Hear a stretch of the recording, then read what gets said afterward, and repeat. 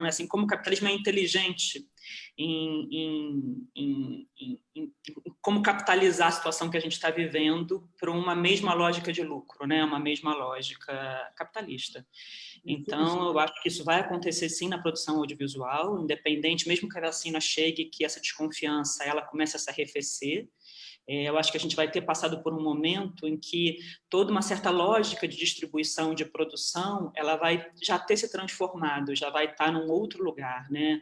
E eu acho que aí quando você diz não basta a gente ficar, né, reclamando e nesse lugar, né, qual é a nossa atitude no sentido de estar propondo alguma outra coisa ou estar fazendo frente para permitir a sobrevivência de uma produção que é a produção que sempre teve mais dificuldade de existir, né? Que é a produção autoral, de pesquisa de linguagem, é uma produção mais engajada politicamente, de mais crítica social, que acaba tendo menos espaço nesse circuito mais hegemônico, né? Que o lucro acaba sendo o objetivo principal.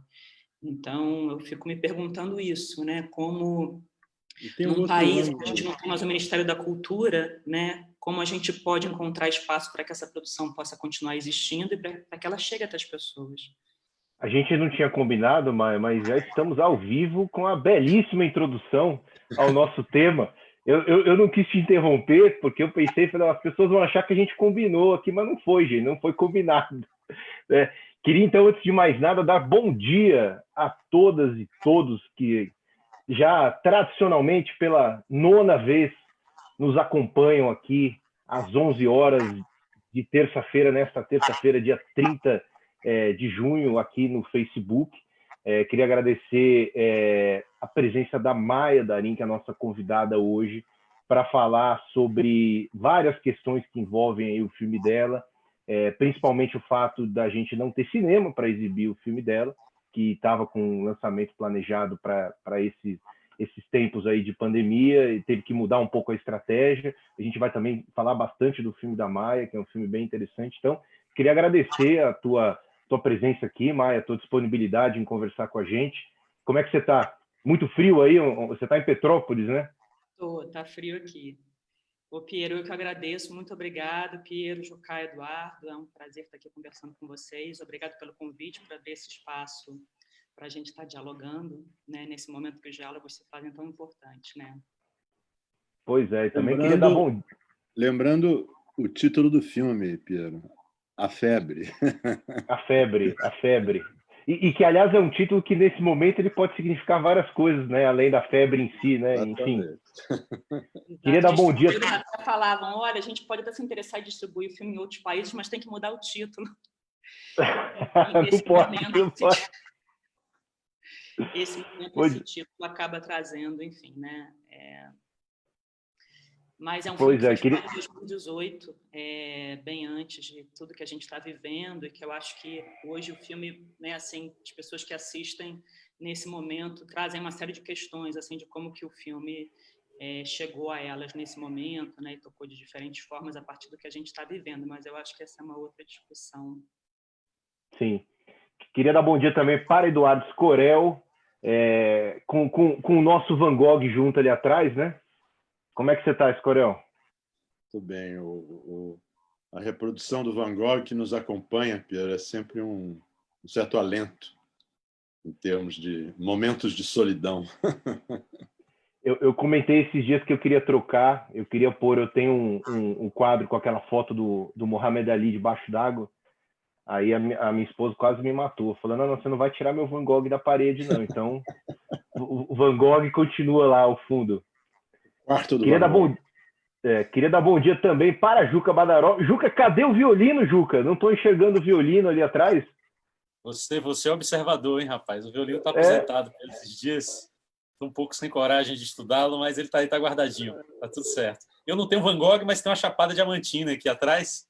Eu estou aqui diretamente de Lençóis, na Chapada Diamantina. Queria dar bom dia a Maia e agradecer aqui a disponibilidade dela de poder estar falando aqui com a gente desse filme, que é um filme belíssimo. Fiquei muito impressionado com o filme, assisti há poucos dias. Queria dar bom dia aqui a Eduardo Scorel, nosso mestre. E, Piero, mais uma vez, obrigado aí pelo convite. A gente fala mestre, o Scorel fica sem jeito, tá vendo? Vocês insistem, eu protesto. Vamos em frente. Gente, vamos em frente. Queria dar bom dia para todos, já que já estão ligados aqui. Fabrício Duque, Renata Matos, Carlos Alberto Matos, Chico Dias, grande Chico Dias, bom dia. Júlia Bernstein, Amanda Gabriel. Então, muita gente já assistindo. O Fabrício perguntou aqui, não era pelo YouTube? Para vocês não se confundirem, a gente vai manter as lives, por enquanto, no Facebook. E eu acabei de colocar aqui nos comentários, a gente criou um canal no YouTube, que por enquanto a gente vai disponibilizar todas as lives que a gente fizer no Facebook, a gente vai disponibilizar no YouTube, inclusive essa que a gente está fazendo agora.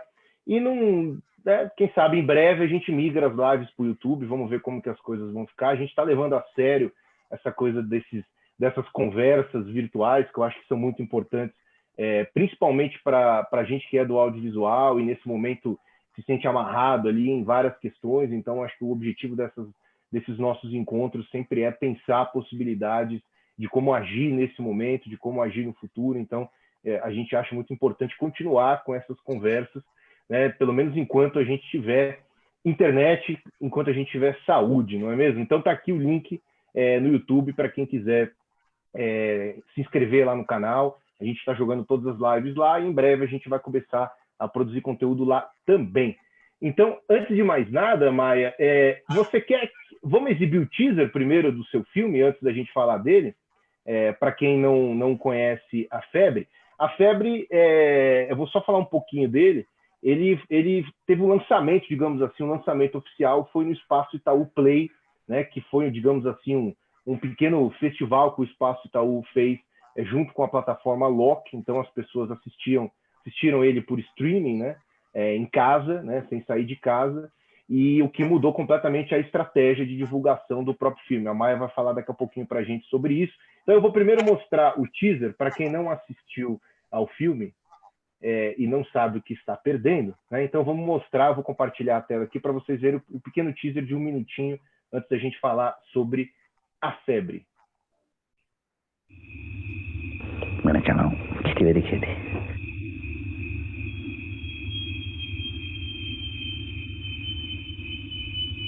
Después termina ni kan bara bara pana. Terus bahasa ni mereka tak kena pe. Kau mana pe? Vậy cái nó hiểu vậy đi bự. Tụi yo wa, chơi tập cái pana bự. Thôi cái này nó cái apa kan mi masa bự là đi.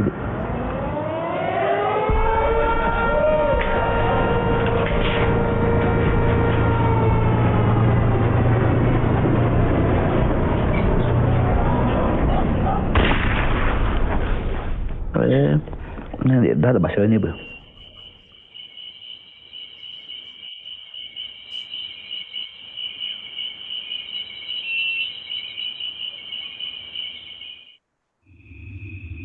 Então, pronto.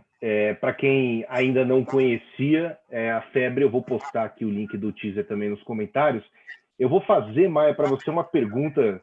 Eu fiz essa pergunta para o Geraldo Sarno. Ele levou uns 20 minutos para responder. Mas eu adoro fazer essa pergunta para os diretores, né? Qual a melhor sinopse do seu filme? Porque A Febre trata de várias questões, né? Então eu não me sinto confortável em tentar contar a sinopse do filme. Eu vou deixar essa responsabilidade com a própria diretora para falar para a gente, afinal, o que é A Febre. Olha, Pira, não sei qual seria a melhor sinopse, acho que é difícil saber a melhor, né? Porque eu acho que cada um vai ter a sua, como você falou, né? Cada um vai ter a sua percepção do filme. O áudio da Maia está normal? Porque acho que está muito baixo, não? Tá baixo? Não, tá um pouquinho baixo, mas dá para ouvir. Acho que para mim, pelo menos, deixa eu ver se a galera vai falar alguma coisa aqui, mas acho que tá tranquilo. Posso tentar falar um pouquinho mais alto, gente. Eu estou numa sala que tem um pouquinho de eco, pode ser isso também. Não, mas pode falar, Maia, tá tranquilo, dá para a gente ouvir. Então, não sei qual é a melhor sinopse por conta disso, né? Acho que o filme chega em cada um de uma maneira e esse filme acaba que eu percebo, assim, pelos retornos que eu tenho, que realmente cada pessoa tem a sua compreensão. Sinopse é uma coisa muito injusta, especialmente aquela sinopse de 2, 3 linhas, né? Que sai ali no jornal, que é tudo muito resumido, e os filmes não cabem normalmente, né? Por outro lado, é tão bom deixar que essa experiência possa ser uma experiência de descoberta, né? Então, eu acho que quanto menos se diz sobre um filme, mais aberta e generosa é essa experiência, mais acolhedora ela pode ser, né? Porque a gente chega realmente predisposto a viver aquilo, né? Sem tantos preconceitos, sem tantas ideias já, né, já concebidas de antemão. Então, vou contar só um pouquinho. O filme conta a história de uma família dessana, que vive em Manaus já há mais de 20 anos. E o filme acompanha especialmente a relação entre o pai e a filha dessa família, Justino e Vanessa. Justino, ele trabalha num porto de cargas como segurança. A Vanessa, ela é técnica de enfermagem e ela é aceita para estudar medicina na UNB. Então, ela vai partir para Brasília em breve. E a gente acompanha a relação entre os dois, né, entre essas duas gerações da família, logo antes da Vanessa partir. E, enfim, uma série de coisas acontecem no momento em que Justino começa a repensar e requestionar, né, a sua vida, de certa forma, a partir do momento da partida da filha. E ele é tomado por uma febre forte que os médicos não indígenas não são capazes de diagnosticar. Então é isso, enfim, entre outras coisas. Pois é, a gente vai ainda dissecar um pouco o seu filme, a gente tem várias sincronicidades aí com a história que você mostra no filme, mas no primeiro momento a gente queria te ouvir em relação a uma questão que foi crucial, que é o tema principal até da nossa live, que é o fato de não ter cinema neste momento, né? Você tinha um planejamento para lançar o seu filme no cinema, se eu não me engano, mês passado, não lembro se era abril ou maio. O seu filme ele já passou em mais de 50 festivais no mundo inteiro, ganhou aí mais de 20 prêmios internacionais, e aí quando chegou a hora do lançamento dele no cinema, pandemia. Então, assim, como que foi isso para você? Qual foi o impacto disso na divulgação do seu filme?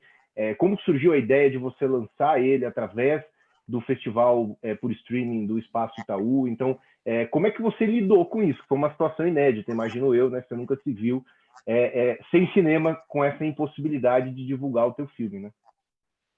Então, a gente primeiro a gente tinha uma data de lançamento que era em abril, 16 de abril. Antes da pandemia, a gente já tinha pensado em mudar um pouco essa data para junho, para a gente conseguir preparar com um pouco mais de calma. E foi então que chegou a pandemia e a gente ainda manteve. No início a gente não sabia, né, realmente quanto tempo a gente ia ficar em isolamento, como é que seria a questão dos cinemas. A gente manteve ainda por algumas semanas essa data de lançamento e logo em seguida a gente suspendeu. Principalmente, assim, a primeira questão que surgiu para a gente é porque existe um desejo muito grande de conseguir levar o filme para algumas comunidades indígenas, conseguir fazer exibições em aldeias de diferentes regiões do Brasil, em parceria com essas comunidades, e principalmente no Alto Rio Negro, que é a região da onde vêm os atores que atuaram, né, como os protagonistas do filme. E, nesse momento da pandemia, realmente pensar em qualquer movimento nas aldeias era, né, algo que rapidamente a gente entendeu que não seria possível e a gente decidiu suspender e logo em seguida ficou claro que os cinemas permaneceriam fechados por mais tempo, realmente, e a gente suspendeu e a gente vem esperando por uma data. Então, assim, eu conversei até recentemente com a Vitrine Filmes, que é o nosso distribuidor, nossa distribuidora, são muito parceiros, a gente vem pensando esse lançamento já há mais de um ano, trabalhando com eles e fazendo o desenho desse lançamento, né? E a gente, enfim, a Vitrine quer lançar o filme nos cinemas, a gente também. A Febre é um filme que foi pensado para tela grande, né? A gente estava até conversando um pouco sobre isso antes da gente entrar aqui ao vivo. É um filme que tem muitas cenas escuras, que trabalha muito uma relação com luzes baixas, que tem um som também pensado para a sala de cinema. É um filme que convida para uma experiência mais imersiva. Então, enfim, foi realmente pensado para o cinema e poder exibir para o cinema seria importante para a gente, né? Então, a gente continua mantendo esse desejo para 2021. O filme vai ser lançado também em alguns outros países, que os distribuidores estão planejando o lançamento em 2021. Vai ser lançado na França, na Inglaterra, na China e aqui no Brasil, por enquanto. E é isso, então a gente tem esse desejo de manter o lançamento nas salas de cinema no ano que vem, mas enquanto isso a gente vem entendendo como fazer nesse momento. E surgiu, então, esse convite do Adhemar, do Espaço Itaú, e como o Espaço Itaú é um dos principais, né, espaços, principais redes de cinema do cinema independente, né, que possibilita que o cinema independente, o cinema mais autoral chegue até o público, para a gente era um convite que era impossível negar. Né, assim, de possibilitar, porque a gente pensa muito também, assim, eu acho que os cinemas também estão vivendo um momento muito difícil, né? Os cinemas têm as suas folhas de pagamento, têm as suas equipes, né? Como é que os cinemas se mantêm nesse momento em que eles estão fechados por muitos meses? Então, eu acho que essa proposta do Adhemar era de entender, de experimentar, né? Como lidar com esse momento e como fazer com que alguns filmes pudessem chegar até o público por um período mais curto. Os filmes ficaram disponíveis por 48 horas, então a ideia era realmente uma pré-estreia, né? Às vezes acontece isso nos lançamentos, né? Você faz uma pré-estreia bem antes, assim, para poder também sentir como é que o filme vai ser recebido. E, nesse caso, aconteceu por outros motivos, mais por essa ideia de poder entrar nessa parceria com o Espaço Itaú, né? E também entender como poderia ser esse contato e disponibilizar, e não esperar tanto tempo, né? Não ficar com o filme, enfim, distante, sem chegar até o público durante tanto tempo. Então, eu acho que para todo mundo é algo muito novo, para mim também foi, de certa forma foi uma surpresa, mas a gente achou que, enfim, a gente quis poder estar com o Espaço Itaú nessa experiência. E como era uma coisa, continua com o desejo de lançar o filme nos cinemas, a gente, enfim, seguiu nessa experiência. Mas o que eu sinto é que o que a gente está vivendo agora, com a pandemia, com o Covid, traz uma série de questões mais amplas, né, e maiores, tanto para o cinema, né, para a produção de cinema, como é filmar nesse momento, como também acaba amplificando questões que já existiam antes, ligada à distribuição, ligada ao acesso dos filmes, né? Como democratizar esse acesso, como os filmes poderem chegar a um público maior, a um público de classes mais populares, um público que não tem como pagar R$40 para poder ir ao cinema, né? Eu acho que são questões que a gente já vinha vivendo antes, que se intensificaram também com as plataformas de streaming, de VOD, e que agora, com a pandemia, eu acho que elas se tornaram realmente urgentes, né? Enfim, acho que é uma longa conversa, eu também não sou a pessoa mais informada nesse assunto, até a gente pode ir discorrendo um pouco sobre ele, mas eu acho que tem muitos desafios pela frente. E eu queria agora passar para o Escorel, Eduardo, quais são esses desafios, né? Como tentar pensar, a gente estava conversando antes da live entrar no ar, né? Você até comentou que esse ano, infelizmente, a gente vai ter uma geração de filmes, de bons filmes, que possivelmente não vão ver a tela grande ainda em 2020, né? Então, quais serão os desafios daqui para frente do ponto de vista da distribuição? Será que o streaming vai vingar? Será que o drive-in vai vingar? Enfim, quais são as possibilidades que a gente tem no momento? Olha, eu também não sou a pessoa mais indicada e não sei se alguém nesse momento é capaz de responder com muita segurança a essa questão, Pedro. Eu queria levantar algumas coisas em relação ao filme, em relação ao que a Maia estava dizendo, mas a única coisa que eu comentaria a respeito do que nos aguarda é que eu imagino que a experiência do cinema, que vem se tornando uma experiência elitizada, especialmente no Brasil, né, com a concentração do circuito dentro de shoppings, eu acho que isso vai se agravar, porque eu acho que se a abertura dos cinemas estiver associada a uma redução de lugares disponíveis, a lógica do mercado vai comandar um aumento do preço do ingresso. E o preço do ingresso no Brasil é uma questão, é um problema, e é uma questão que tende a elitizar o cinema, o que para o cinema brasileiro em geral e para uma certa vertente do cinema brasileiro, em especial, é gravíssimo. A possibilidade do cinema brasileiro encontrar um lugar nesse mercado, encontrar um público nesse mercado, eu temo que se agrave. Isso é uma longa discussão, é um tema quase que talvez para um programa só, inclusive com especialistas em mercado, distribuidores, que não é o meu caso. Eu queria fazer 2 ou 3, tentar não me alongar demais, tentar fazer apenas 2 ou 3 comentários rápidos, Maia.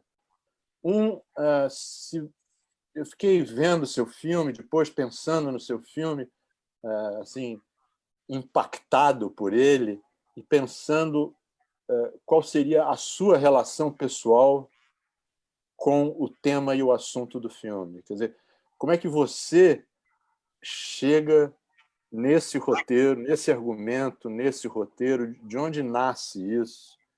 Qual é o vínculo seu? Eu acho que é interessante deixar isso claro, porque eu acho que é um filme que, em vários sentidos, se diferencia, se distingue assim de maneira acentuada do que vem sendo feito, do que vinha sendo feito no Brasil. E o outro aspecto é a questão, digamos, do projeto formal, que eu acho que também o filme tem uma marca muito pessoal, que também o distingue da média do que é produzido. Quer dizer, então, o filme claramente tem um projeto, não sei até que ponto totalmente racionalizado, mas o resultado dele claramente tem um projeto formal em termos de como filmar, em relação a onde colocar a câmera, em relação a mover ou não a câmera, em relação ao elenco do filme. Então, esse acho que não é o valor, o único valor do filme, mas é um dos valores mais importantes do filme, que talvez tenda a ser menos comentado. Então, se você pudesse, assim, em 5 segundos, comentar esses 2 aspectos, eu acho que seria interessante para quem está nos vendo. Eu não prometo os 5 segundos, Eduardo, mas vou tentar ser breve. Sobre a minha relação com o filme, né? Ele surgiu há muitos anos, há mais de 15 anos. O primeiro desejo de realizar o filme é quando eu fiz 2 documentários no sudeste da Amazônia, na verdade, na região, na fronteira tríplice entre Colômbia, Peru e Brasil.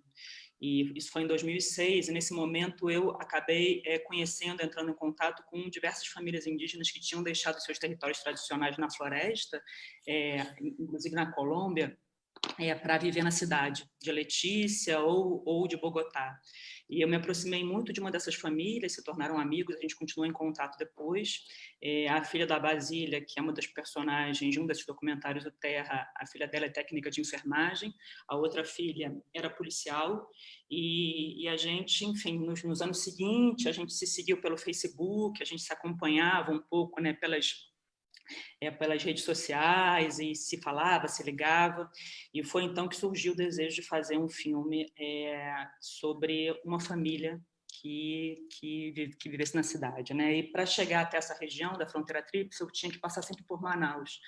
E foi uma cidade que sempre me instigou muito por conta de ser um lugar onde a relação entre a indústria, a Zona Franca, criada durante a ditadura militar, e todo esse projeto desenvolvimentista de ocupação da Amazônia está numa relação muito próxima com a floresta e com os povos que habitam ali naquela região, né? Então, enfim, de certa forma, como esse projeto influencia as formas de vida, né? Humanas e não humanas, assim, a natureza, né? a vida em geral. E então me interessava muito a Manaus e poder realizar um filme ali.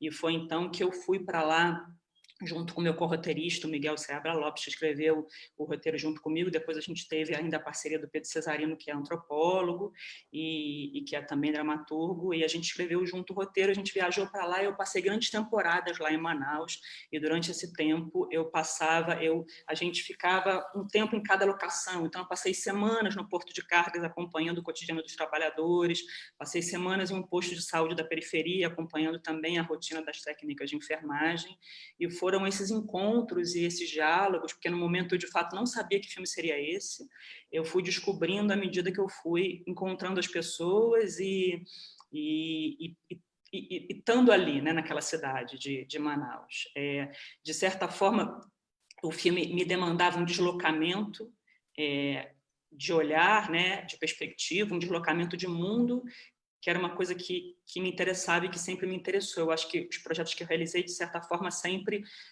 demandaram esse deslocamento, né? Eu sair do meu lugar e poder estar entrando em contato com outras formas de perceber o mundo.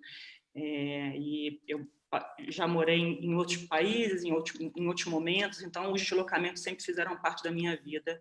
E eu acho que por isso que me interessei também em fazer um filme sobre um personagem que está deslocado, né? Um personagem que está fora do seu lugar de origem. Sobre toda a questão formal do filme, para mim o mais importante, assim, é um filme praticamente todo de enquadramentos fixos, né, em que a gente trabalha muito a mise-en-scène dos atores dentro do quadro, e para mim era importante poder abrir esse espaço, porque para mim era um filme onde a atuação sempre surgiu antes, né? Então a luz, os enquadramentos, eles foram sempre pensados em função do que foi trabalhado com os atores. A gente teve um tempo longo de ensaio, junto com a Amanda Gabriel, que preparou o elenco junto comigo, e que foi uma pessoa muito importante também nesse encontro com os atores, né?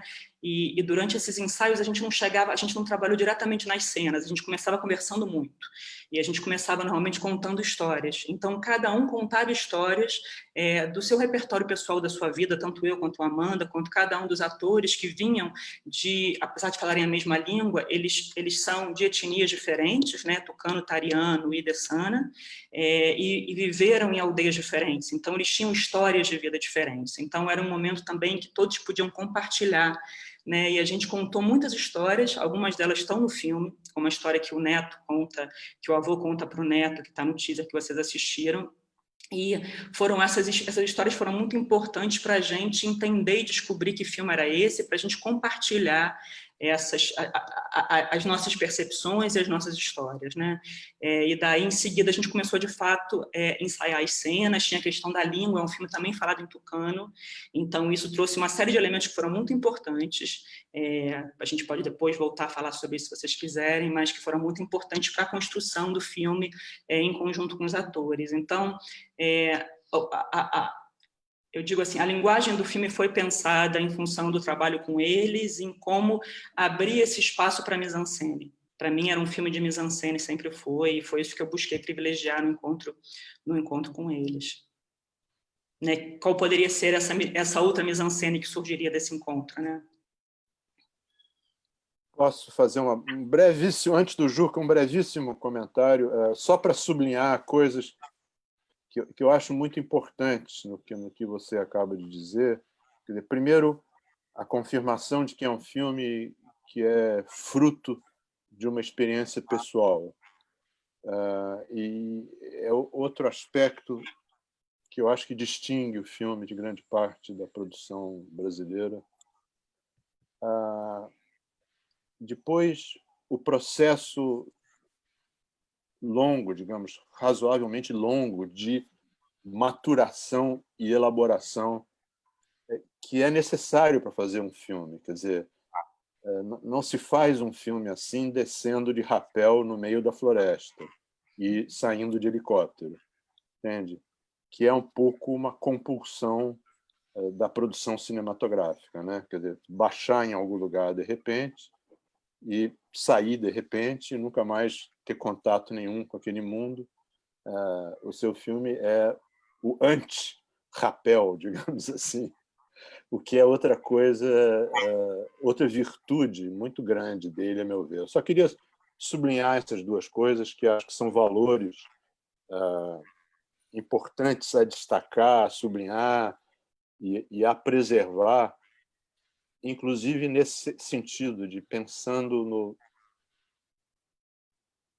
no cinema brasileiro que talvez nasça um dia, citando o Caetano Veloso. Obrigada.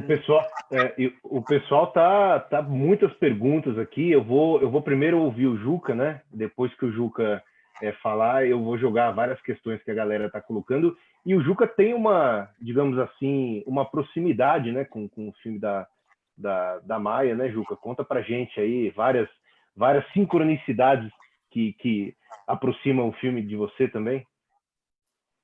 Não, interessante sim, porque eu morei no Acre durante um ano, né? A minha companheira é acreana, então eu tive contato com essa realidade. Mas o que eu gostaria também de pontuar, antes de entrar talvez nisso, são duas observações, né? Uma observação que seria mais do ponto de vista formal, né? Da linguagem que ela utiliza, e uma observação que seria mais do ponto de vista mesmo do que a gente pode chamar de conteúdo, né?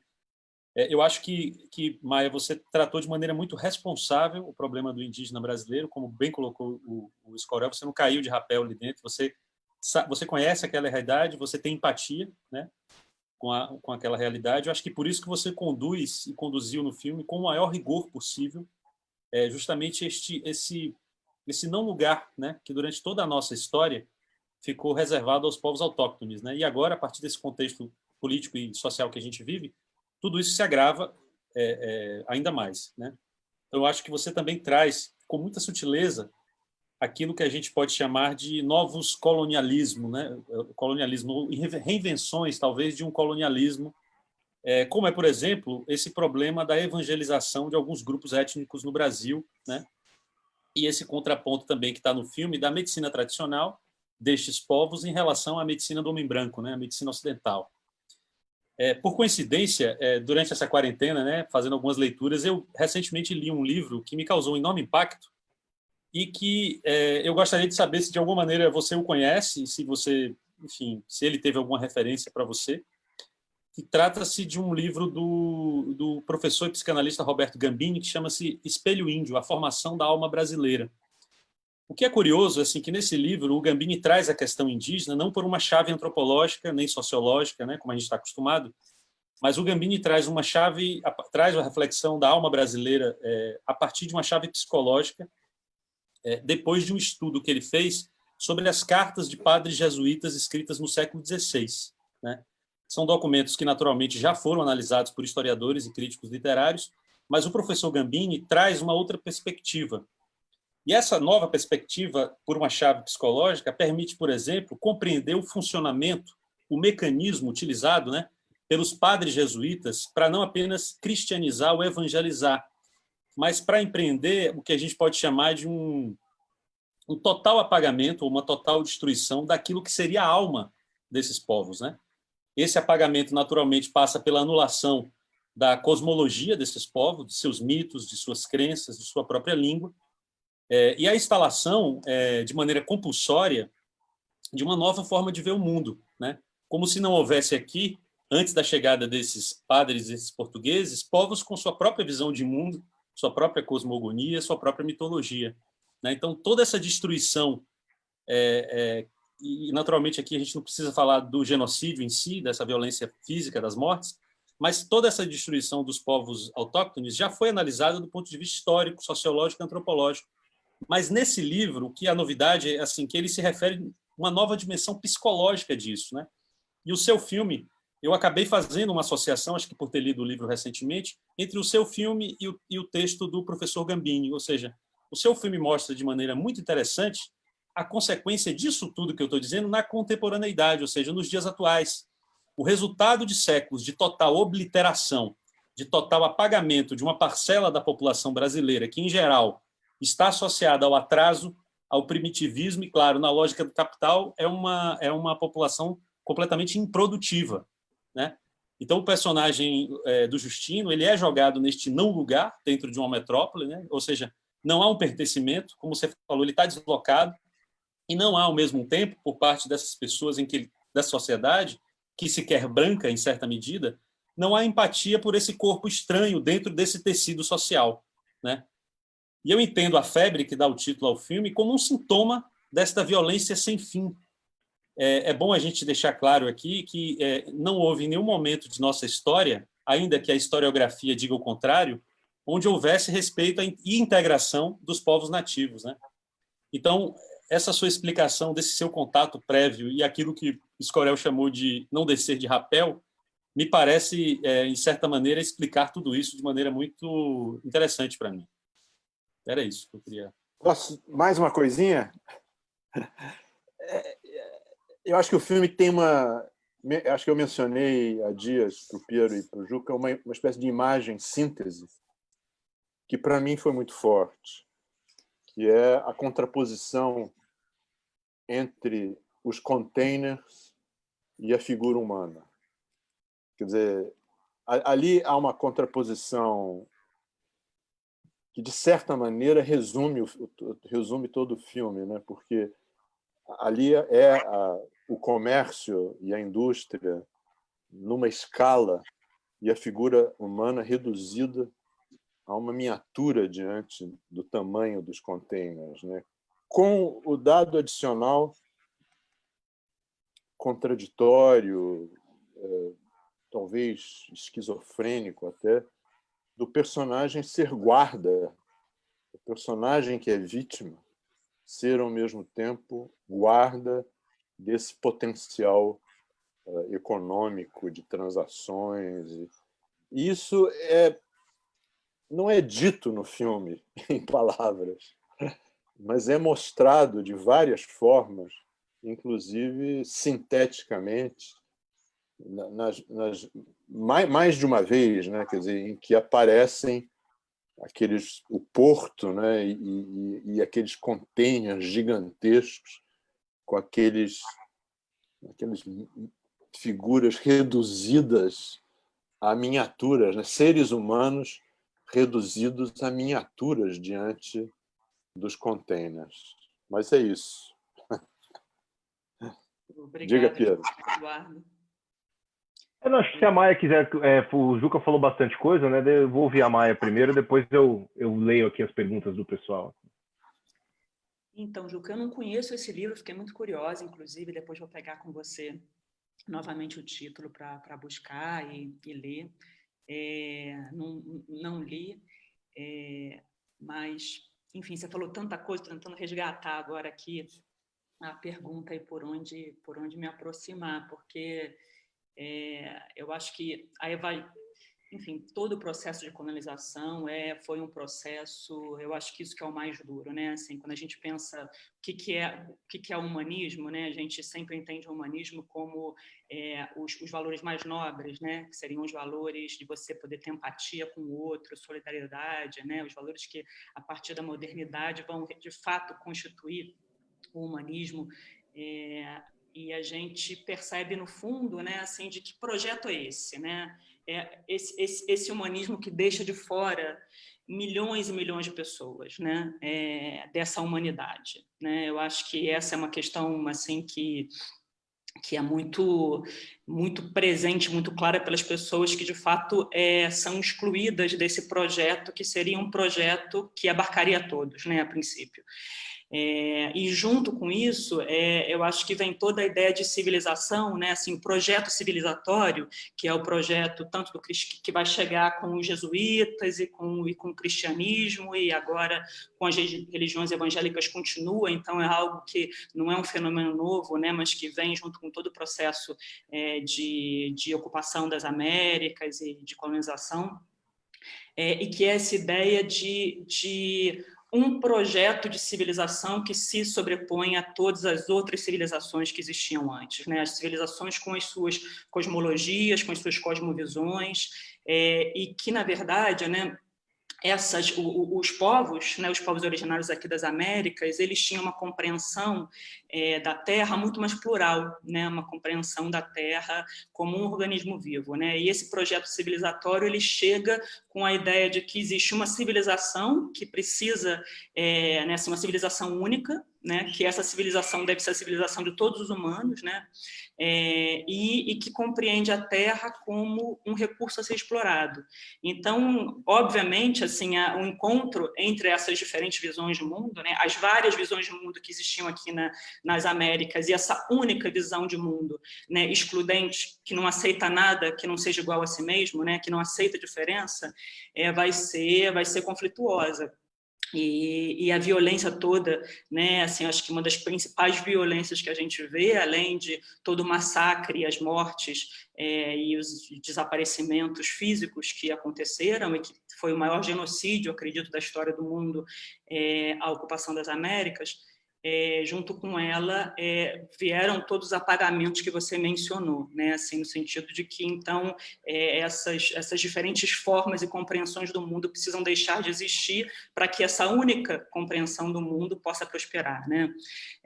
E é o que a gente continua vivendo até hoje, e o capitalismo é uma consequência, é uma continuação disso, né? Quando a gente fala aqui das formas de exibição de filmes, de como os filmes menores, como os filmes que buscam ter uma experiência de linguagem ou que tem uma contestação política ou social maior, continuam com uma dificuldade enorme de chegar até o público, e quando chegam até o público, qual é o público dos cinemas hoje em dia? São cinemas de shopping, a classe média, que vai passar por várias lojas até chegar à grande loja do cinema, né? Que é ali no fundo de todas aquelas lojas, mais uma loja. No fundo, é uma continuação desse mesmo pensamento, né? Um pensamento hegemônico, né? Assim, que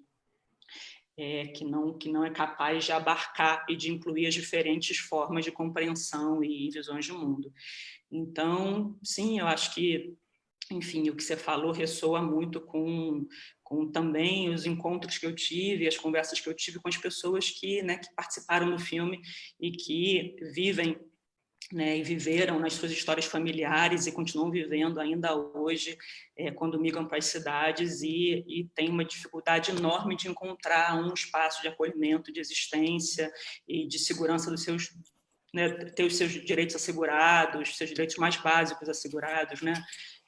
Ainda hoje eu acho que isso, de certa forma, está presente no filme. Ou, enfim, eu, de certa forma, busquei que essas questões, né, tivessem ali também presentes no filme, mas queria só chamar a atenção para o fato de que é um filme, né, assim, a gente está falando de questões enormes, né, questões muito amplas, questões gigantescas. E o filme ele se propõe a contar a história de alguns poucos personagens, né? Então, eu acho que o filme traz histórias particulares que estão inseridas nessas questões que são, de fato, macro e que são muito maiores e que nenhum filme, eu acho que seria capaz de abarcar. Eu digo de forma mais plena, né? Porque acho que extrapolam mesmo o que a gente é capaz de dar conta.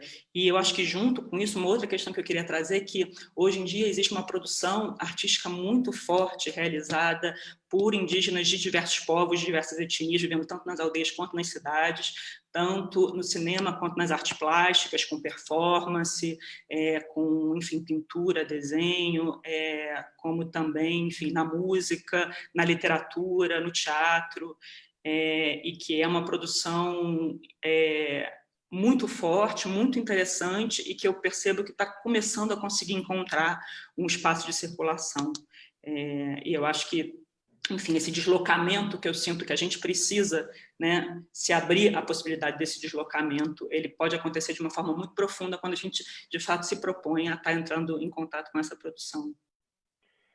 Eu queria aproveitar, mas se você me permite, eu vou jogar algumas reflexões do pessoal que está assistindo, mas você falou do genocídio, o Juca também, e eu só queria lembrar, até porque eu não tive isso na minha aula de escola, na minha aula de história na escola, eu aprendi isso depois na faculdade, mas há uma estimativa de muitos historiadores de que 5 milhões de indígenas foram assassinados no Brasil. É uma estimativa, a gente evidentemente nunca vai ter um número preciso.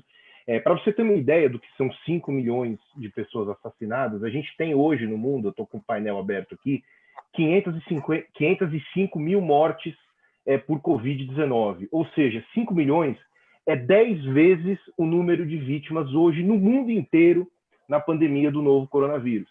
Então, muita gente foi assassinada. E eu tenho a infeliz coincidência de ser vizinho daquela horrorosa estátua do Borba Gato, né?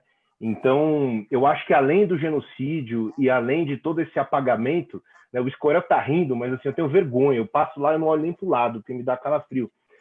Eu acho que a gente tem uma questão também, durante muito tempo no Brasil, de romantização dos bandeirantes, né?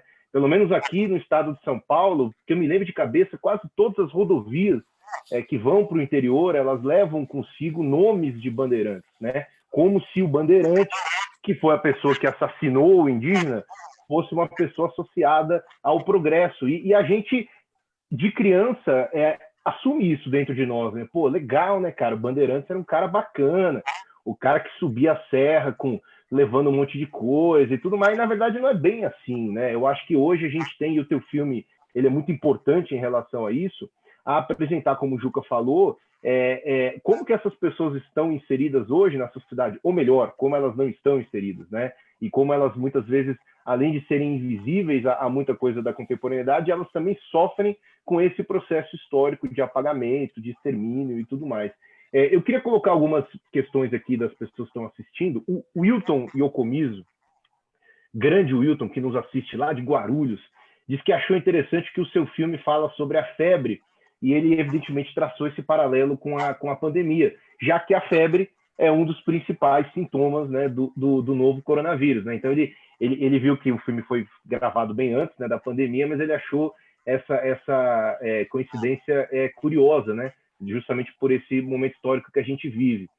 O Fabrício Duque colocou aqui, né, se a solução, pensando na exibição do filme, em relação a questões técnicas, por exemplo, se muda a fotografia, se muda a captação de som, que é uma coisa você produzir o filme para o cinema, outra coisa você produzir o filme para ser consumido em casa.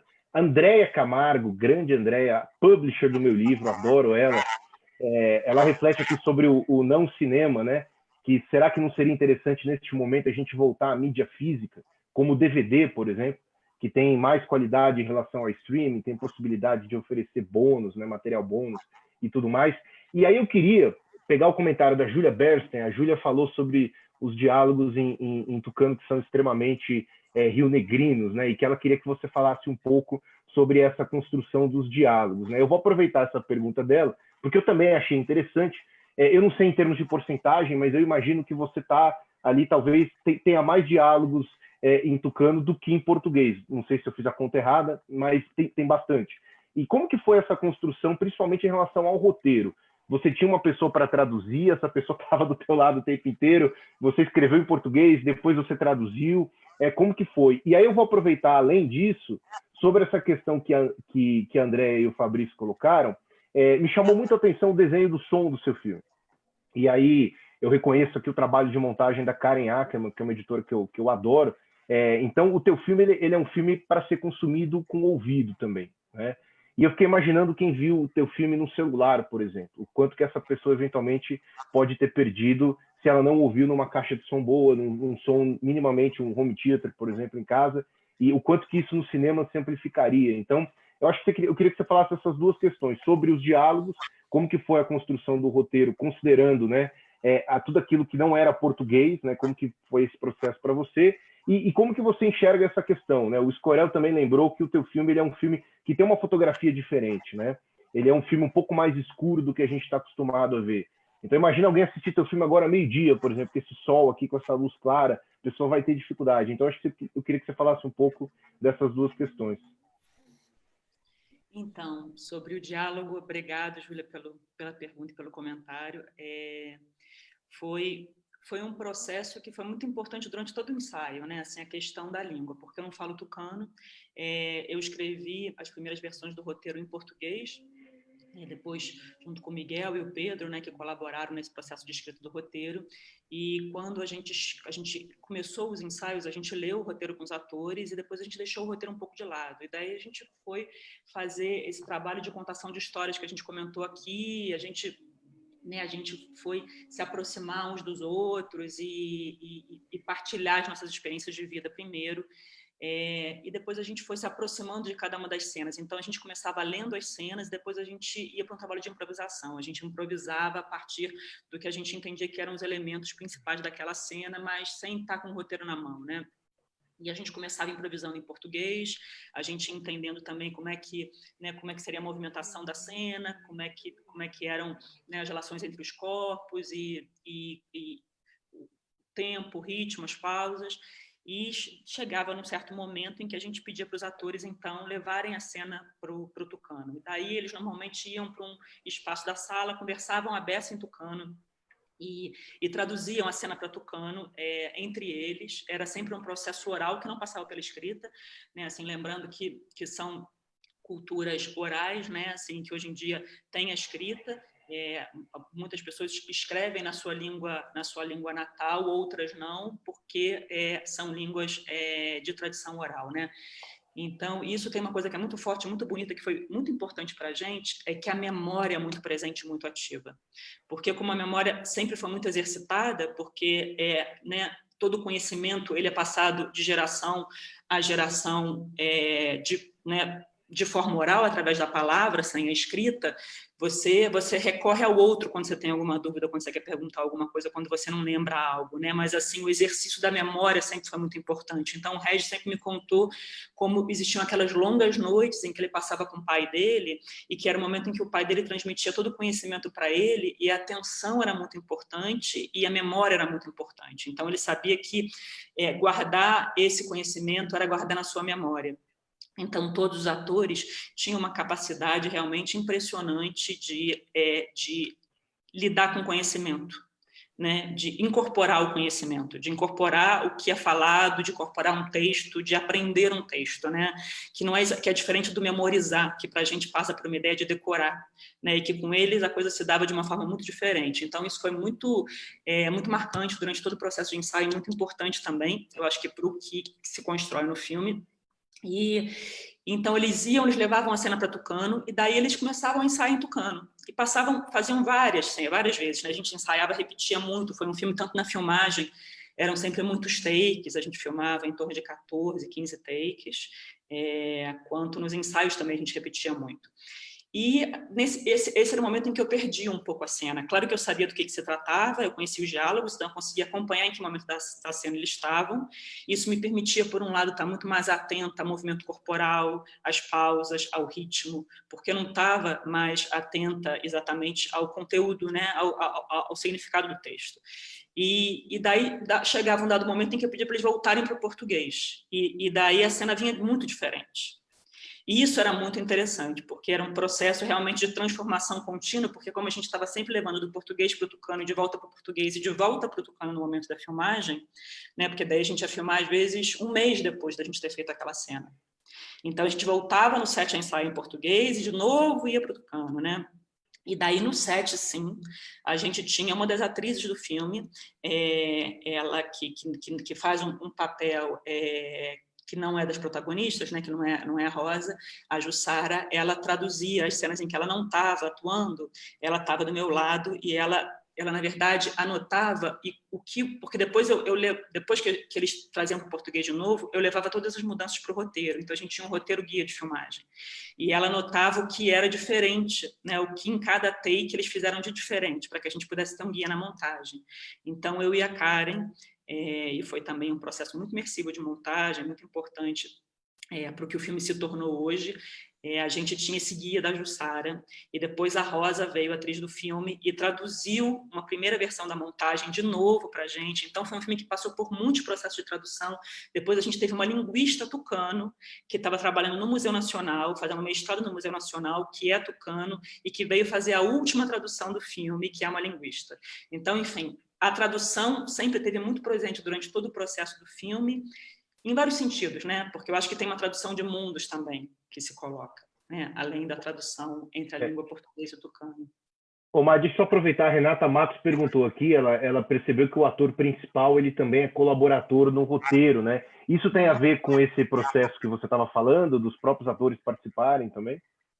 Exato, porque como a gente tinha uma versão do roteiro no começo dos ensaios, mas o roteiro se transformou muito ao longo dos ensaios, e a gente, depois dos ensaios, teve uma nova versão do roteiro com uma colaboração fundamental dos atores, principalmente do Regis e da Rosa, que são os protagonistas e que estavam com a gente durante a maior parte dos ensaios, e a gente chegou a sentar em frente ao roteiro, trabalhar em elementos do roteiro, a gente trouxe cenas que vieram de histórias que eles trouxeram, então muitos elementos surgiram durante os ensaios e o roteiro foi reescrito em colaboração com eles. Por isso que eles assinam colaboração no roteiro. Interessante. O Bebeto Abrantes, que nos assiste, ele fez uma pergunta aqui, que eu, antes de colocar a pergunta dele, ele leu meu pensamento, porque eu queria muito exibir uma cena de 1 minutinho do filme, já que a gente falou muito dos diálogos, eu queria exibir uma cena que não tem diálogo. Porém, é uma cena que tem muitos sons, e sons contraditórios, né? Então, quem puder colocar um fone de ouvido agora, para poder absorver esses sons, eu acho que vai aproveitar melhor a cena. Essa cena rapidinho, ela tem 1 minutinho. Então, eu vou primeiro exibir essa cena, Depois eu faço a pergunta que o Bebeto fez para você, Maia, que eu acho que é uma questão também que dialoga com esse processo todo aqui de montagem. Então, deixa eu lá pegar a cena, deixa eu ver se eu não me perco aqui.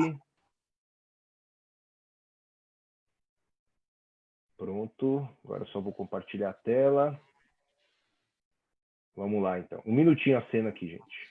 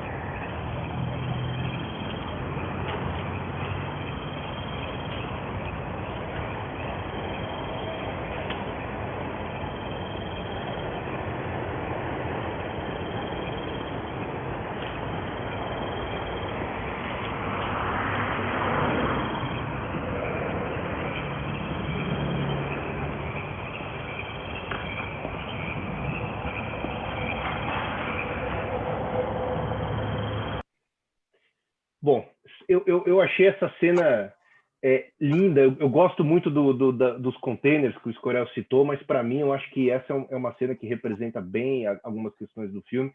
Eu sou naturalmente uma pessoa da simetria, então toda cena que é simétrica do ponto de vista da fotografia me chama a atenção. E aqui a gente tem na simetria justamente esse contraste entre civilização do lado direito, né, o asfalto, os carros, e a gente tem ali a floresta do lado esquerdo.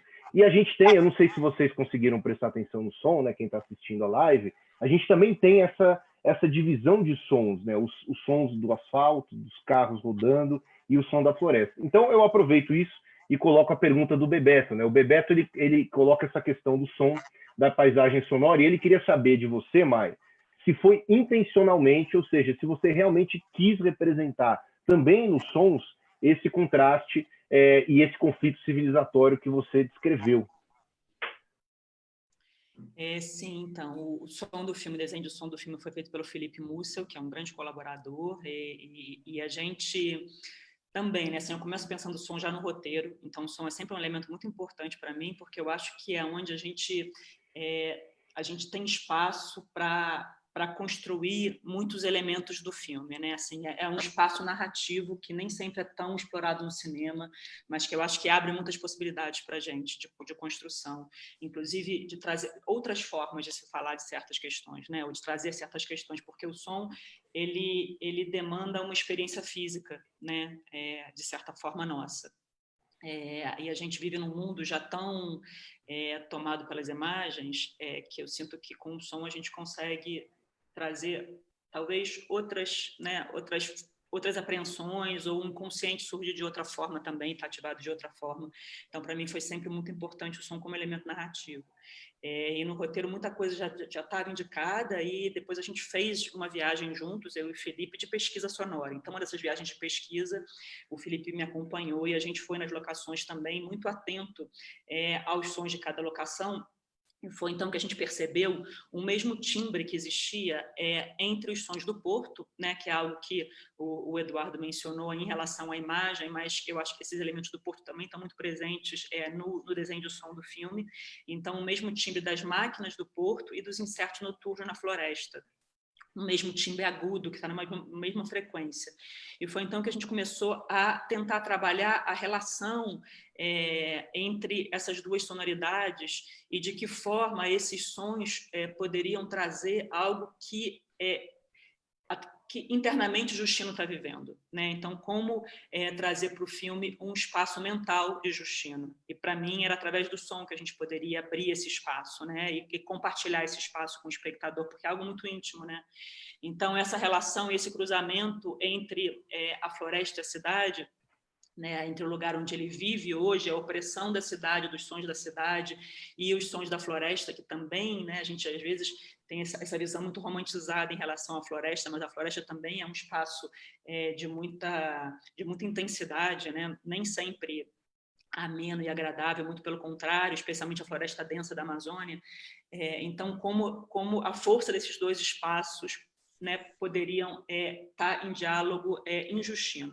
E foi isso que a gente buscou trabalhar no som, assim, no sentido dessa cena também. Né? Então, trabalhar o cruzamento desses timbres e dessas sonoridades que se confundem. A gente não sabe exatamente se esse som vem da floresta ou da cidade. Tem cenas no Porto, por exemplo, não é o caso dessa, né? Nessa é bem marcado a sonoridade de cada um dos espaços, mas tem cenas no Porto em que a gente entra com elementos da floresta que se confundem com o maquinário do Porto. Tem cenas na floresta em que a gente está só no espaço da floresta e que a gente entra com sons que vêm do Porto. Então, isso era buscando entender também esse lugar de como o Justino experiencia esses espaços e a relação com esses lugares. Bem interessante, bem interessante. A gente completou agora 1 hora de live, a gente tem esse tempo utópico de 1 hora. Eu falei para você, Maia, que era uma utopia, que a gente nunca consegue cumprir 1 hora, mas a gente tem tentado, né? Acho que o Juca e o Escorel vão concordar que quando a gente agora chega a 1 hora, a gente já começa a fazer as reflexões finais, né? Então, isso evita que a live se estenda por muito tempo, né? Eu queria, antes da gente partir, então, para essas considerações finais, queria ouvir Eduardo também mais um pouco, o Zuca também. Eu queria fazer uma pequena homenagem, eu vou tentar até falar pouco para não me emocionar, a um amigo meu que faleceu ontem, cineasta e professor, e por uma sincronicidade da vida, eu descubro que a tese de doutorado do Valdir, e eu queria fazer uma pequena homenagem ao Valdir Batista. A tese de doutorado dele é justamente um registro audiovisual da omissão do Estado brasileiro nas políticas públicas de saúde, né? Então, ele foi até o Acre e ele se propôs a ouvir lideranças indígenas, homens e mulheres, e ele fez um trabalho muito lindo, muito bacana. Eu vou postar aqui o link da tese de doutorado dele, que está disponível no banco de teses da USP. Ele fez esse doutorado na Faculdade de Saúde Pública. E eu queria, até para provocar a gente nas nossas considerações finais, exibir uma pequena entrevistinha, um videozinho de 1 minuto e 30 que ele deu para a TV USP, falando do trabalho dele, que me parece também que é um trabalho que dialoga muito, Maia, com o teu filme. Fiquei até assustado, assim, eu estava pensando em como que eu poderia fazer uma homenagem a ele.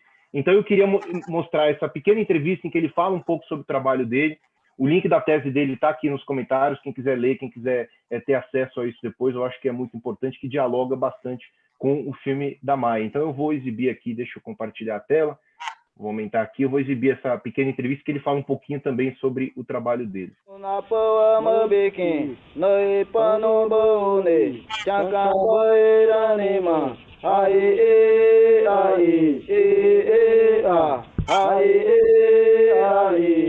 Faculdade de Saúde Pública da USP tem um programa conjunto com a UFAC, a Universidade Federal do Acre. Então já havia contatos, foi muito tranquilo, porque eles têm uma disposição muito grande em falar. Tinha uma comunidade de 130 pessoas com 95 pessoas que estavam infectadas, né, e assim de uma forma bem rápida. Está acontecendo também no município de Feijó, como também no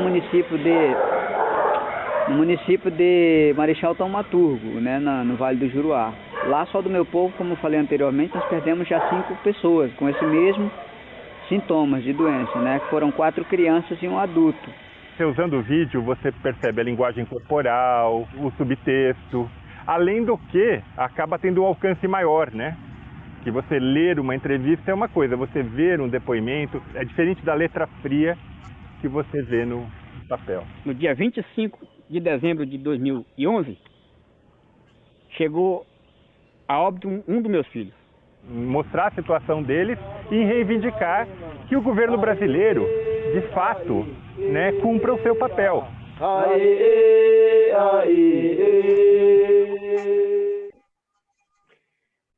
Ou seja, né, é impressionante como que essa é uma tese que continua viva. Eu acho que, apesar de um trabalho ter sido feito em 2016, 2017, quando ele defendeu, é um problema que ainda acontece hoje, né, Maia?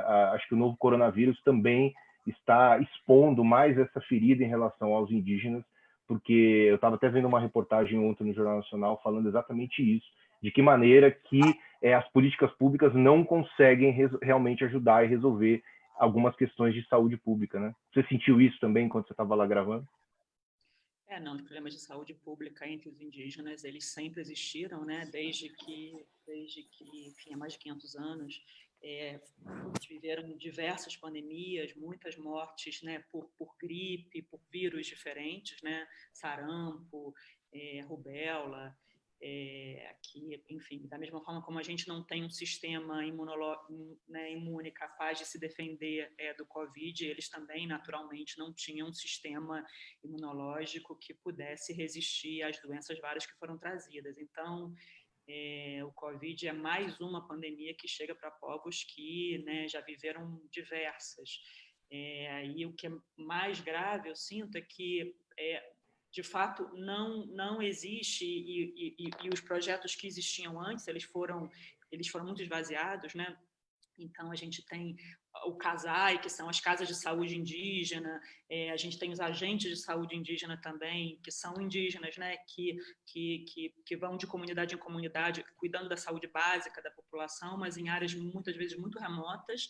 Então, nesses lugares não tem UTI, não tem uma possibilidade de tratamento mais intensivo, então as pessoas que pegam Covid precisam ser deslocadas, às vezes de dias de barco ou de avião, num momento em que esses deslocamentos estão todos paralisados, né? Então, as embarcações não estão navegando, os aeroportos também estão fechados, né? Assim, no caso desses aviões menores. Então, realmente, as pessoas não têm nenhuma possibilidade de tratamento de saúde, e o Covid ele chega muitas vezes ou através dos militares, que continuam circulando nessas regiões, né? Ou através dos madeireiros, dos seringueiros, que enfim, a gente vê na terra dos Yanomamis, em vários outros povos que, de certa forma, se aproveitam desse momento também para, né, onde a gente, não só agora com o Covid, mas desde antes, com o governo Bolsonaro, toda a fiscalização foi muito reduzida nessas regiões, então os madeireiros, os seringueiros entram com tudo, e são eles que vêm trazendo o Covid, e a gente está vendo muitas pessoas, enfim, muitos casos de Covid entre os indígenas, muitas perdas e coisas muito duras, como vem acontecendo com as mães Yanomamis, que não estão tendo o direito de enterrar os seus filhos, os seus bebês que estão falecendo por conta do Covid, da pandemia. Então, situações assim,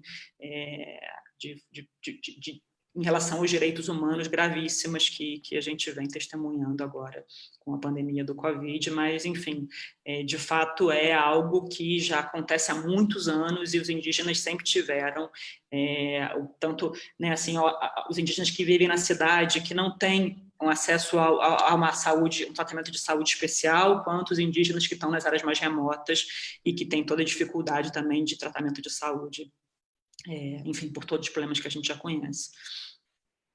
Pois então, Juca, você quando você morou no Acre, você também, eu queria que você desse um pouco também, falasse um pouco sobre a tua experiência lá.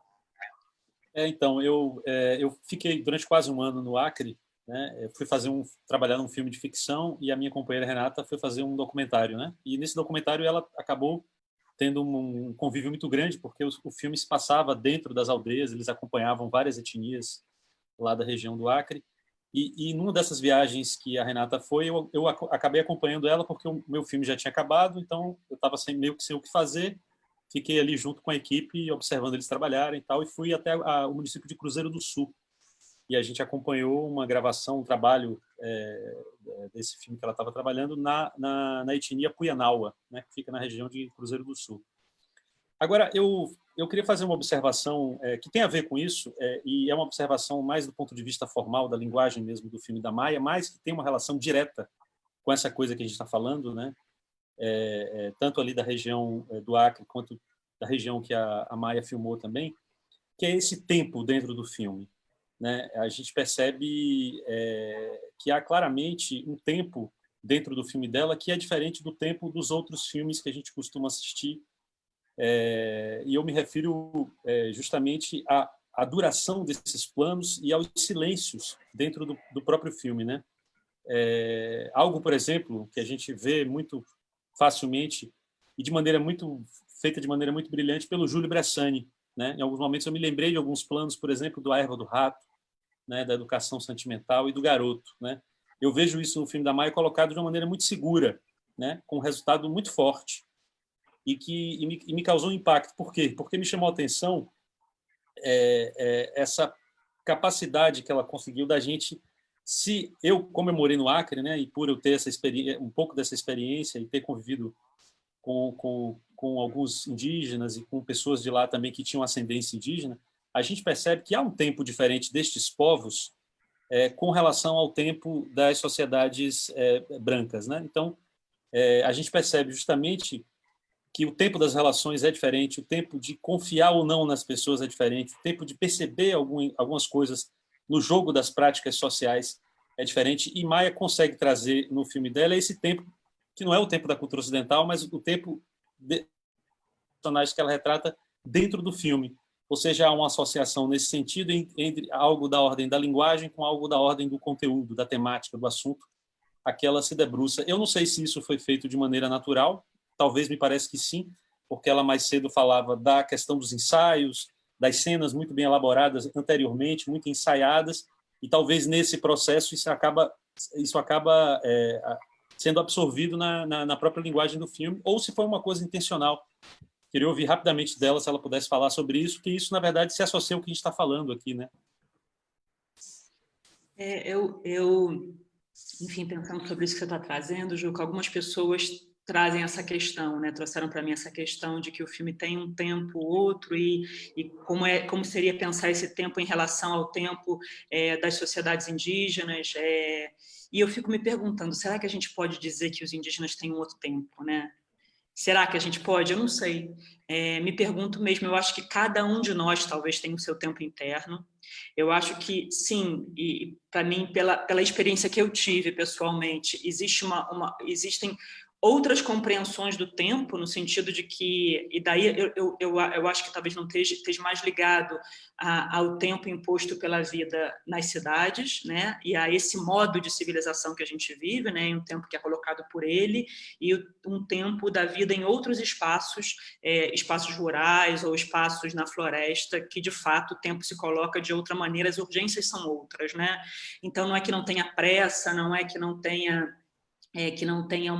uma rotina, mas o tempo se coloca de fato de outra forma. E daí os indígenas que estão vivendo nos centros urbanos, né, como é que é essa relação de tempo para eles, né, e de que forma o tempo urbano chega da mesma forma que para os não indígenas. Eu não sei, é uma questão muito complexa, que eu acho que é muito interessante de pensar. Para mim, o que foi muito forte foi, nos encontros que eu tive com as pessoas com quem eu trabalhei, eu percebia que o silêncio era muito importante e que o silêncio dizia muita coisa. A gente tem muito medo de lidar com o silêncio, né? A gente está sempre querendo preencher o silêncio, como se a gente tivesse que estar sempre significando as coisas, né? Ou garantindo que o que eu estou compreendendo daquela experiência é a mesma coisa que você está compreendendo, né? E nos encontros que eu tive, eu não percebi essa necessidade. A possibilidade de dissenso era muito maior e era lidado com muito mais naturalidade. Ou seja, eu não precisava garantir que a forma como eu estava aprendendo aquilo era a mesma que você. Eu não precisava estar comentando aquela experiência que a gente está vivendo para ter certeza que a gente estava partilhando da mesma experiência, porque era muito possível que a gente não estivesse partilhando da mesma experiência, e era essa diferença que era produtiva e interessante. Então, o silêncio se tornava um espaço de construção muito mais poderoso do que necessariamente a fala, e não que a fala não tenha toda a sua força, especialmente em culturas orais, mas eu acho que a fala se dá sempre muito pontuada pela importância dos silêncios. E, para mim, foi isso que eu busquei trazer para o filme, né? Assim, como esses silêncios eles podem ser silêncios povoados, né? Porque o silêncio não significa ausência. O silêncio é pleno, né?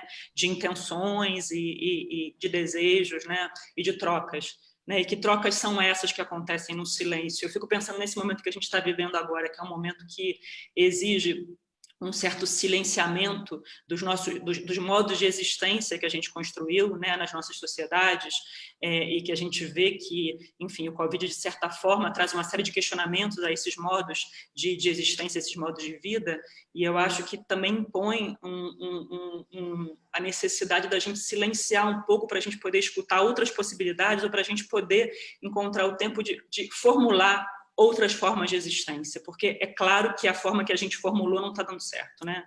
E a gente não está encontrando tempo e a gente não está se dando a possibilidade de silenciar para imaginar que outras formas, que outras sociedades poderiam ser possíveis, né? Então, eu sinto que, enfim, dentro das nossas construções políticas também, a gente vive um momento de muita dificuldade, de uma certa esvaziação mesmo de propostas, né? Então, de que forma a gente pode entender a pandemia ou essa contingência que chegou agora para a gente como uma oportunidade também ativa de, no silêncio, estar ativo e de abrir o pensamento para imaginar outras formas possíveis, né? Outras formas de existir, outras formas de estar no mundo, né? Em diálogo com esse mundo. E para isso é muito importante escutar. Eu acho que a gente deixou de escutar, né? E nesse mundo das mídias sociais, a gente está sempre tendo que falar tanto, a gente tem sempre que ter alguma coisa para dizer. Às vezes a gente não tem nada para dizer, né? E é tão bom poder escutar um pouco e não sei, só derivando aqui um pouco a partir do que vocês colocaram, mas para mim eu acho que o tempo do filme está ligado a tentar trazer esse espaço de escuta e de silêncio para a tela. A Amanda Gabriel complementou aqui, ó, esses são silêncios associados a uma escuta ativa, né? Que é fantástico, né? Isso que você falou, né? Então tem muita gente falando, muita gente gritando, inclusive, né? E poucas pessoas dispostas a ouvir, né? O Escorel, eu sei que ele está disposto a ouvir sempre, né, Escorel? Mas até quando a gente vai ter que ficar ouvindo esse monte de gente gritando, hein, Escorel? Olha, muitas coisas foram levantadas, muitas coisas importantes. Eu acho que a colocação do Juca, do tempo, e a resposta da Maia são duas colocações assim centrais, e inclusive com o adendo dado pela Maia em relação à importância do silêncio, né? Que é, assim, evidentemente, algo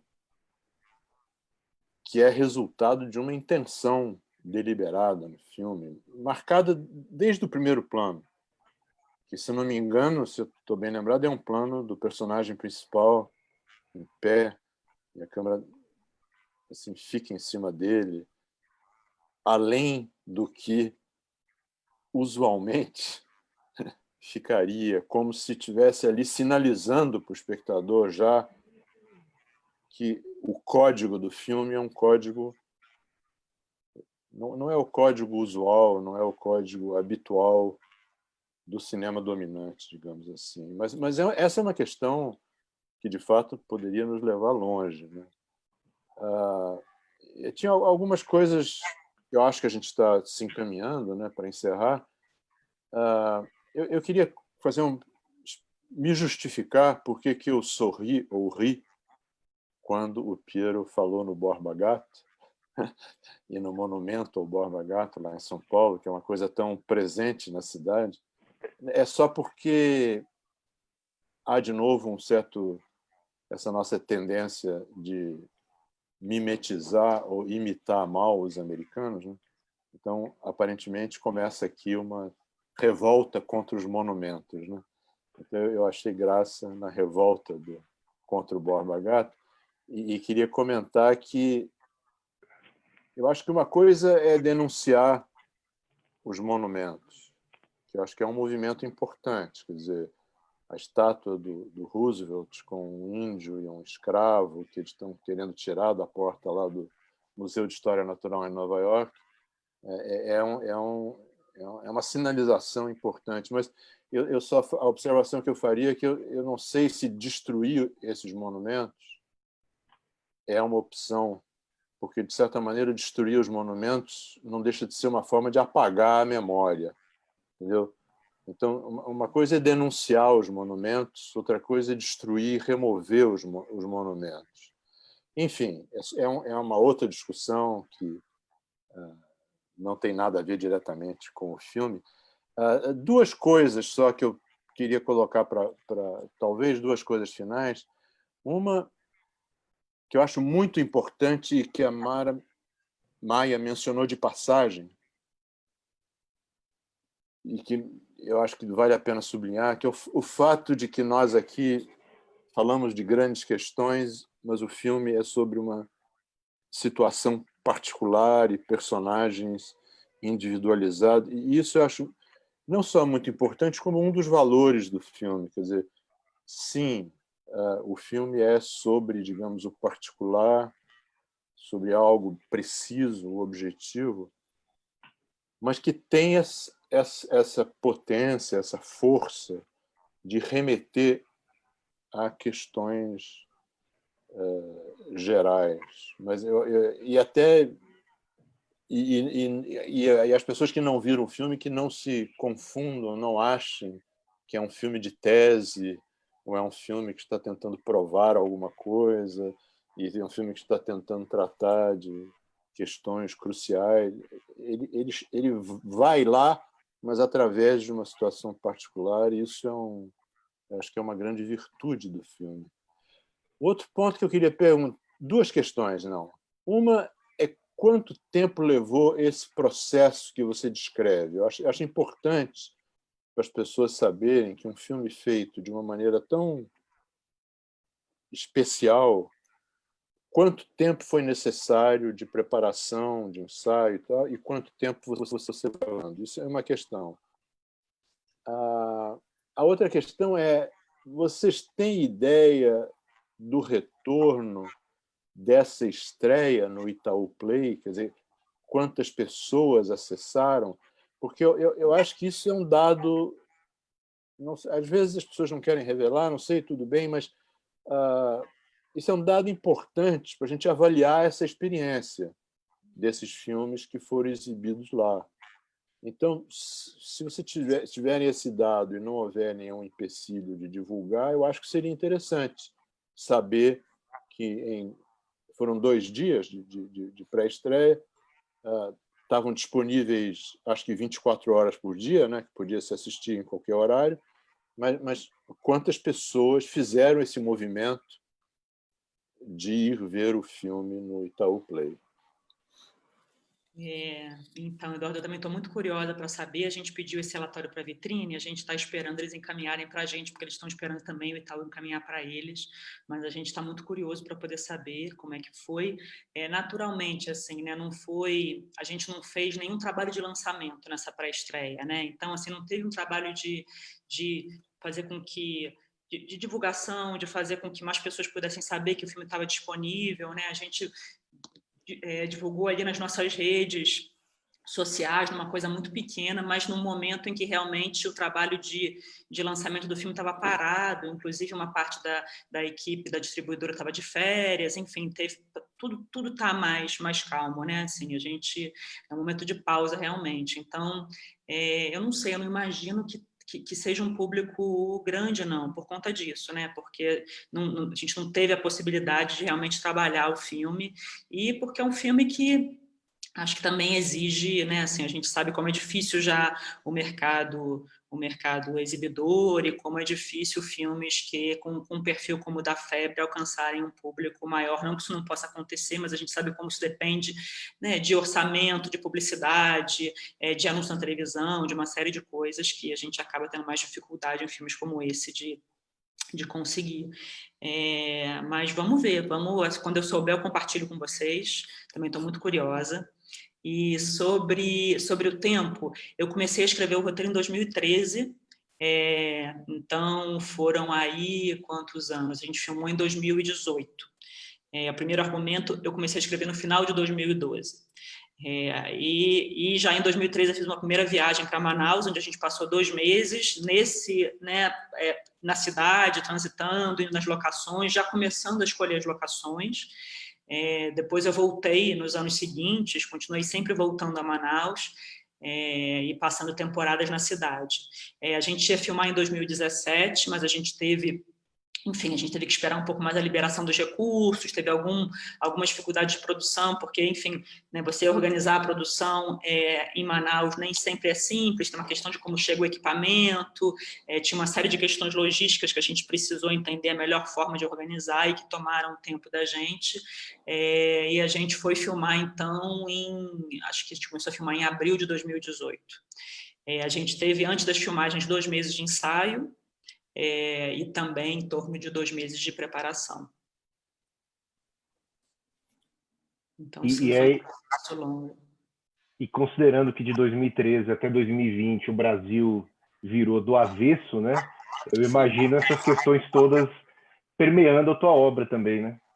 Sim, com certeza. Eu acho que as questões que estão retratadas no filme, né, elas são presentes para os indígenas já há muito tempo, mas, obviamente, tudo isso se intensificou muito agora com o atual governo, e com toda a falta de políticas, não só falta de políticas, mas com uma ação realmente agressiva em relação aos povos originários, né, em vários sentidos. Então, tanto da desfuncionalização de todos os organismos, né? A gente vê dos organismos ambientais, quanto indígenas também, da saúde indígena, do IBAMA, da FUNAI, né? Que, de certa forma, começaram a muitas demissões e programas que existiam que foram paralisados.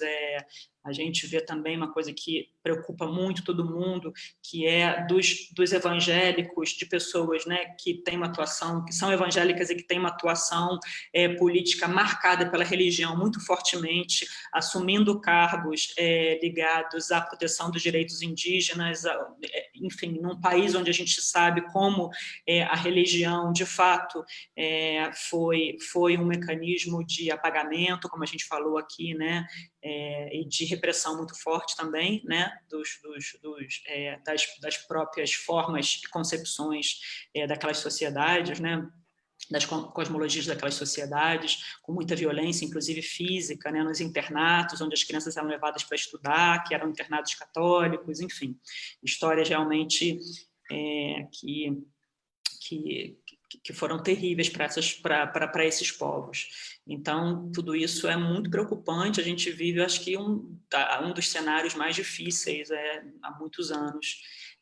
Mas lembrando que o racismo, o preconceito, esses apagamentos que a gente conversou, é algo que é vivido pelos povos indígenas há muitos, muitos anos. Se a gente pensar que mais de 200 línguas diferentes são faladas no Brasil, né, e que quando se pergunta qual é a língua do Brasil, a gente rapidamente responde, né, o português, sem nem titubear que existem outras, né, e que provavelmente muitos de nós nunca de fato escutou um idioma indígena sendo falado por alguém. Eu acho que é um retrato disso que a gente vive no Brasil. Só antes Beleza. de encerrar, Pero, Claro. ela falava dos lançamentos para o ano que vem, né? Hoje, no Brasil, se a gente quiser assistir o filme, como é que faz, né? Então, a gente teve esse lançamento que foi possível assistir o filme na plataforma do Itaú, né, durante 48 horas. Foi uma forma também de disponibilizar o filme ainda esse ano para quem quisesse assistir. A gente quer muito poder realizar uma pré-estreia em Manaus, porque a gente gostaria muito que a equipe de Manaus, o filme tem uma equipe grande de Manaus, uma boa parte da equipe é de Manaus, que a equipe pudesse assistir o filme na tela grande. Isso é muito importante para a gente. Então, a gente sabe que mesmo em 2021 vai ser muito difícil realizar ações presenciais, né, assim, as pré-estreias, com debate, como a gente queria realizar. A gente tinha todo um planejamento de realizar debates com indígenas, com pensadores indígenas, artistas indígenas debatendo o filme. A gente não sabe se isso vai ser possível, né, assim, eu digo presencialmente, né, ainda, mais do que a gente gostaria muito de poder manter essa pré-estreia em Manaus. Se for possível a gente realizar algum evento de pré-estreia, a gente gostaria de poder fazer essa pré-estreia em Manaus. E também manter, de alguma forma, um projeto de exibições em comunidades indígenas também, para que o filme possa contar com uma exibição fora do circuito comercial, mas que ele possa ser acessível também a pessoas que possam se interessar, né, pelo filme de diferentes povos indígenas. Enfim, então a gente gostaria muito de poder traçar essas parcerias e poder disponibilizar o filme para essas exibições. Então a gente optou em parar um pouco por enquanto, né, assim, esperar ter um cenário em que a gente possa ter mais segurança para poder realizar esses projetos, tanto a pré-estreia em Manaus quanto as exibições nas aldeias. Existe esse desejo de que o filme possa, de fato, entrar em cartaz e que ele possa estar nas salas de cinema, por tudo isso que a gente conversou aqui, né, de ter sido um filme que foi pensado para o cinema. Você comentou, né, a questão eu acho que o Piero comentou a questão do celular, como é que fica o som, como é que fica a imagem assistindo né, nessas plataformas, nessas outras formas de exibição, com certeza, né, uma coisa que a gente vinha conversando aqui antes do início da live, entre a gente, como, né, como uma mudança nas formas de exibição, ela muda, ela traz consigo, né, uma mudança radical de linguagem, e eu acho que isso é uma questão importante para a gente pensar, né, acho que pode até suscitar aí diversas discussões com pessoas mais especializadas nesse assunto, mas também com realizadores, né? Porque eu sinto que, desde o surgimento do VOD e das plataformas de streaming, as mudanças que a gente teve em relação à linguagem não são mudanças no sentido de aprofundamento da linguagem ou de novas experiências de linguagem, mas ao contrário, né? O que eu vejo, pelo menos, assim, eu não sou uma pessoa que assisto muita série,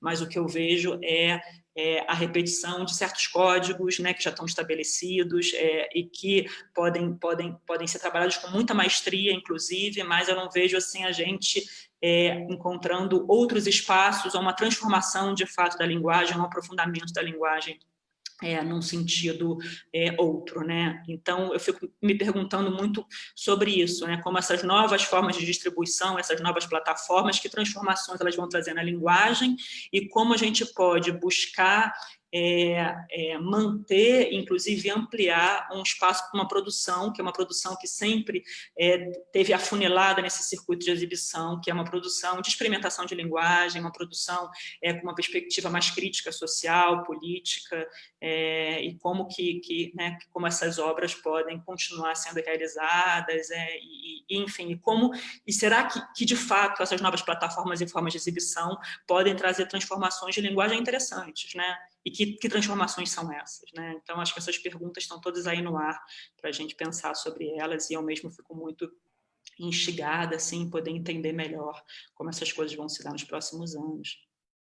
A Marcela, da Primeiro Plano, me garantiu, acabou de mandar mensagem aqui, que o filme vai passar nos cinemas, assim, evidentemente, que os cinemas, né, forem um lugar seguro para a exibição de filmes.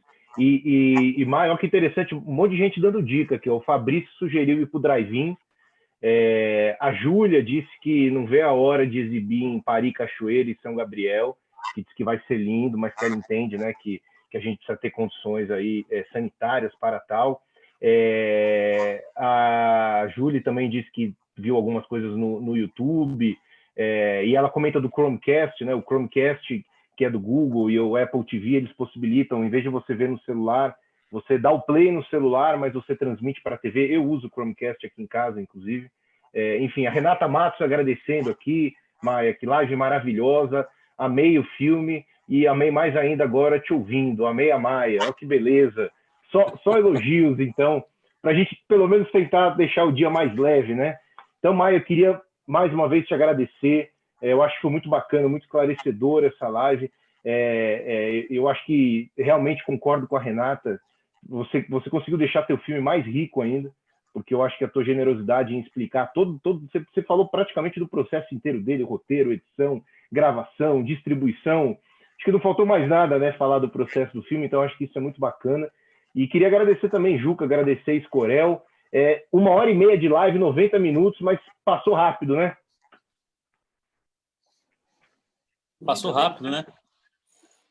Muito obrigada, Passou rápido. Eduardo. Foi um prazer imenso conversar com vocês e a gente ter a possibilidade de pensar um pouco junto, né? Acho que isso é cada vez mais importante nesse momento que a gente está distante, pensar junto. Acho que ajuda a gente a estar mais ativo, né? Acho que é um momento também que a gente está em casa, mas que exige exige a nossa ação, né? Então, poder estar junto é sempre um presente. Obrigado mesmo pela conversa, pela generosidade de vocês, pelas perguntas que surgiram das pessoas que estão assistindo também, sempre tão carinhosas. Só um comentário muito breve sobre os drive-ins. Nesse filme, eu pessoalmente fico um pouco desconfiada, né? Assim, como trazer um público, cada um dentro do seu carro, né? A combustível, fóssil, isolado, né? Sem a experiência coletiva do cinema, isolado ali no seu espaço de segurança. Não sei como é que seria assistir esse filme num drive-in, né? Que questões traria para a gente num sentido mais amplo? Apesar do drive-in me trazer memórias da infância sempre muito ricas, naquele drive-in que tinha na Lagoa, que eu ia muito com meu pai. Então, tem esse carinho muito afetuoso por essa experiência de cinema compartilhada com meu pai nos drive-ins. Mas, enfim, fora isso, tem uma certa desconfiança. de trazer o drive-in de volta, né, como sendo uma solução para esse momento que a gente está vivendo. E o drive-in tem a questão do som, né? Que eu acho que para o teu filme é crucial. Eu ganhei de aniversário da minha esposa o Apocalipse Now, Final Cut, eu assisti no drive-in, nunca tinha ido. E até que a gente viu num carro, o carro dela é 2008, então ele também não tem um som que não é uma beleza. Mas assim, não comprometeu. Mas eu fiquei imaginando o teu filme realmente no drive-in, dependendo do som que tem no carro, além dessa questão toda aí do carro em si, eu acho que pode realmente comprometer, né, a experiência da pessoa. Acho que talvez seria melhor ouvir num fone de ouvido, no computador, no celular, do que realmente num som de um carro no drive-in, né? Mas enfim. Mas é isso. Corel, Juca, obrigado mais uma vez. Lembrando as pessoas, inscrevam-se no nosso canal no YouTube. Essa live aqui, assim que a gente terminar, a gente já vai subir no YouTube. Depois eu compartilho o link com a Maia para ela passar também para a galera. Juca, quer falar? Manda. Só mais uma. Eu queria agradecer a Maia, profundamente agradecer o Escorel também. A discussão foi muito rica e aproveitar e anunciar, Pedro, que a nossa próxima live a gente terá a nossa primeira atração internacional, né? O diretor angolano vai trazer aqui o filme dele, o diretor Fradique, com longa-metragem Ar-Condicionado, um filme belíssimo também, interessante, que suscita muitas discussões. Eu queria que você com o nosso apresentador aí, você desse a notícia. Fradique estará conosco semana que vem. Esse filme Uma coisinha rápida, uma coisinha rápida. Não esqueçam a campanha dos funcionários da Cinemateca Brasileira, que ainda tem 3 ou 4 dias e está ainda longe de atingir a meta. Já atingiu um pouquinho mais que 50%, mas ainda tem 3 ou 4 dias para contribuir, contribuição pequena que for. É claro que o momento é muito difícil e está todo mundo com dificuldades, mas a situação lá da Cinemateca e dos funcionários precisa do apoio que puder ser dado. Pois é, e lembrando que teve uma reunião lá, até onde eu sei não decidiu nada essa reunião. A gente tem a garantia de que até o fim de julho a empresa que é responsável pela energia elétrica aqui em São Paulo já se comprometeu a não cortar a luz de ninguém, então isso acabou beneficiando diretamente a Cinemateca pela questão da preservação do acervo, né? Mas aí a gente também não sabe, né, de perspectivas da Cinemateca para o futuro, então é muito importante que a gente, como bem lembrou o Eduardo, a gente continue aí em cima e vamos ver assim o que vai acontecer com a nossa querida Cinemateca. Pessoal, brigadão. Já está na hora do almoço, né? Obrigado. Tchau, mais uma vez, prazer Maia. Obrigado, Juca. Parabéns. Eduardo. Fique bem, cuide-se. Pois é, beijo e abraço para todos. Valeu. Obrigado, gente.